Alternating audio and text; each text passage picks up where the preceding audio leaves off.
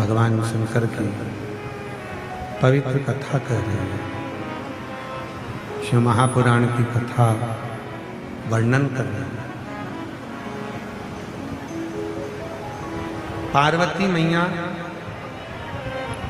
भ्रमरी बनकर, मधुमक्खी बनकर एक पुष्प के अंदर जाकर बैठ गई और उसी पुष्प में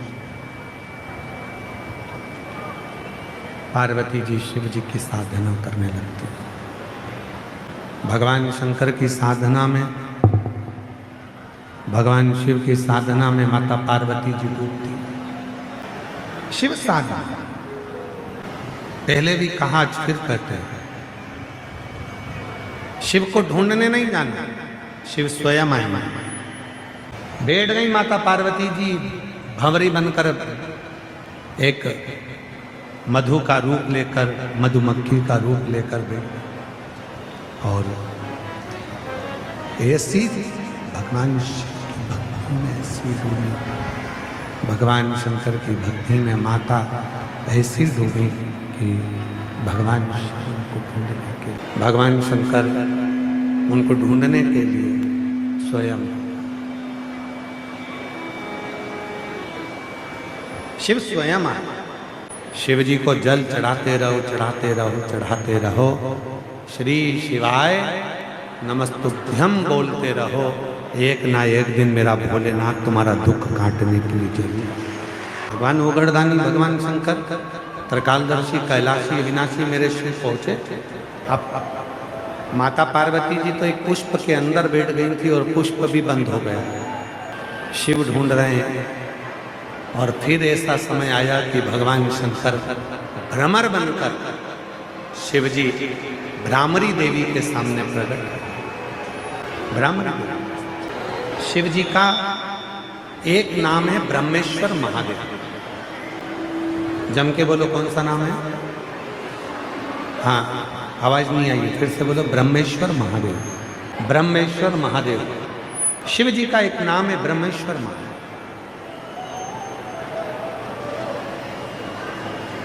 ये कंधे से लेकर कानों का दर्द, सिर का पीछे का दर्द, माइग्रेन का दर्द, और ये शरीर का जो ये फेस का दर्द, कंधे तक का जितना भी दर्द होता है, यहाँ से लेकर सिर का, कंधे का, माइग्रेन का, और ये कई बार साइटिका के दर्द के लिए भी वो ब्रह्मेश्वर महादेव का स्मरण सुख। ब्रह्मेश्वर, जब तुमको लगे कि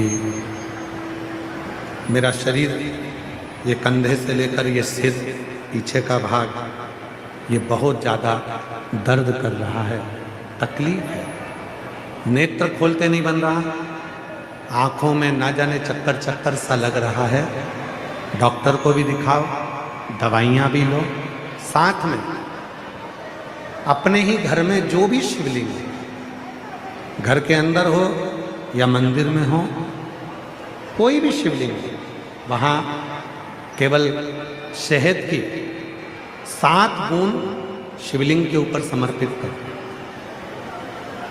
केवल 7 बूंद शहद की समर्पित करो और 7 दुर्वा शिव जी को समर्पित करो। शहद की बूंदों को वापिस चम्मच में लेकर आ जाइए, 7 दुर्वा को उठाकर लेकर आ जाइए। शहद थोड़ा थोड़ा सा चाटिए और दुर्वा को खाना प्रारंभ करो।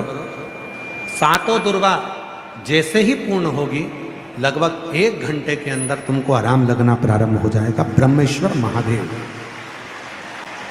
ब्रह्मेश्वर। फिर से बोलिए एक नाम, ब्रह्मेश्वर महादेव। ये शिव जी का वो नाम है। जब भगवान शिव ओघड़दानी, त्रिकालदर्शी, कैलाशी, अविनाशी, जब माँ जगत जननी भ्रामरी बन जाती हैं, भंवरी बन जाती हैं, एक मधु का रूप धारण कर लेती हैं, एक पुष्प के अंदर बैठ जाती हैं और बहुत तप करती हैं, साधना करती हैं, तब भगवान शिव भ्रमर बनकर उनको दर्शन देते। तब शिव ब्रह्मेश्वर बोले, ब्रह्मेश्वर महादेव की हर हर महादेव। शिव का ये वो रूप है, ये कोई साधारण सा रूप नहीं है। जैसे कोई लड़का, कोई लड़की, कोई बेटा, कोई बेटी कंपटीशन एग्जाम में बैठ रहा है, परीक्षा देने के लिए बैठ रहा है, पढ़ाई कर रहा है, खूब मेहनत कर रहा है, 4 गुनी मेहनत कर रहा है, और तो भी उसका नहीं हो रहा, तो जैसे बेलपत्री के बीच वाली पत्ती पर लगाया गया शहद, ब्रह्मेश्वर महादेव का लेकर लगाया गया वो शहद की बेलपत्र शिव को फल दे जाता है। भगवान शंकर उनको ढूंढने के लिए स्वयं शिव स्वयं आए। शिव जी के हाथ में 2 सर्प बंधे हुए हैं, एक का नाम है कंबल, दूसरे का नाम है धनंजय। सभी लोग बोले क्या क्या नाम है? कंबल, धनंजय। ये 2 सर्प एक सरोवर के तट पर रहते थे, नदी। बार बार गरुड़ आकर इनको परेशान करता था। एक ऋषिवर के कहने पर शिव की स्तुति करने लगे, शंकर भगवान की प्रार्थना करने, और भगवान उघड़दानी ने ऐसी कृपा कर दी उन पर कि दोनों को शिवजी ने अपने पास में रखा। कंबल को भी रखा, धनंजय जी। महाराज, जिस महिला और पुरुष का, किसी व्यक्ति का जब पांव का घुटना डॉक्टर बोल दे कि इसको बदलना पड़ेगा, हड्डी बेकार हो गई है, हड्डी गल गई है,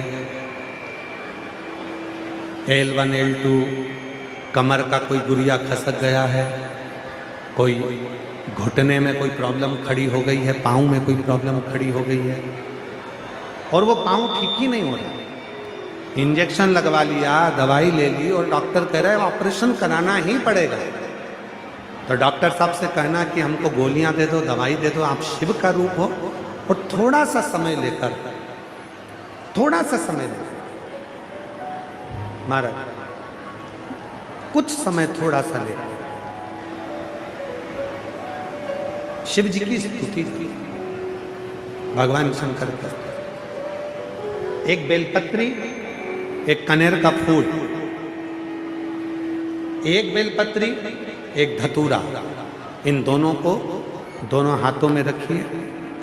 कंबल और धनंजय दोनों का स्मरण करिए, शिव जी के दोनों हस्त कमल का, और भगवान शंकर का जो शिवलिंग है, उस शिवलिंग का जो जल बहता है, जलाधारी का, धतूरे वाला बेलपत्र धतूरा अशोक सुंदरी वाली जगह पर रख दीजिए, और कनेर का फूल और बेलपत्र जो हस्त कमल है मां पार्वती का, इस ओर वहां रख,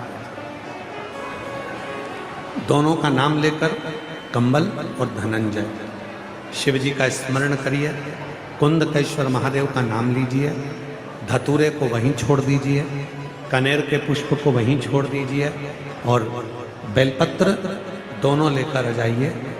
दोनों बेलपत्र को, एक को सुबह, एक को रात्रि के समय पर, सोने से पहले दोनों बेलपत्र को एक एक कर, छोटी छोटी सी बेलपत्र हो तो उसको चबाकर खाने का प्रयास करिए।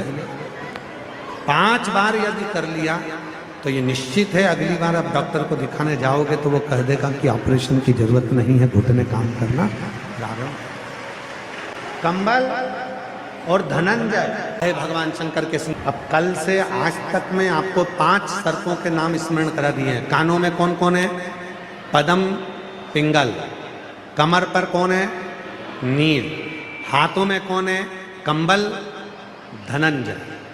शिव जी के श्रृंगार में जितनी जितनी सामग्री है, भगवान शंकर के श्रृंगार में जितना जितना सामान है, भगवान शंकर के श्रृंगार में चाहे धतूरा हो, आँख का पुष्प हो, कनेर का पुष्प हो, बेल का फल हो, बेलपत्री हो, चाहे भगवान शंकर के श्रृंगार में चंद्र हो, चाहे भगवान शंकर के श्रृंगार में गंगा का जल हो, चाहे भगवान शंकर के श्रृंगार में चंदन हो, चाहे भगवान शंकर के श्रृंगार में भस्म हो, चाहे भगवान शंकर के श्रृंगार में चूरमा हो, चाहे भगवान शंकर के श्रृंगार में रोट का चूरा हो, ये जो भी भगवान शंकर को समर्पित किया जाता है इसमें फल बहुत है।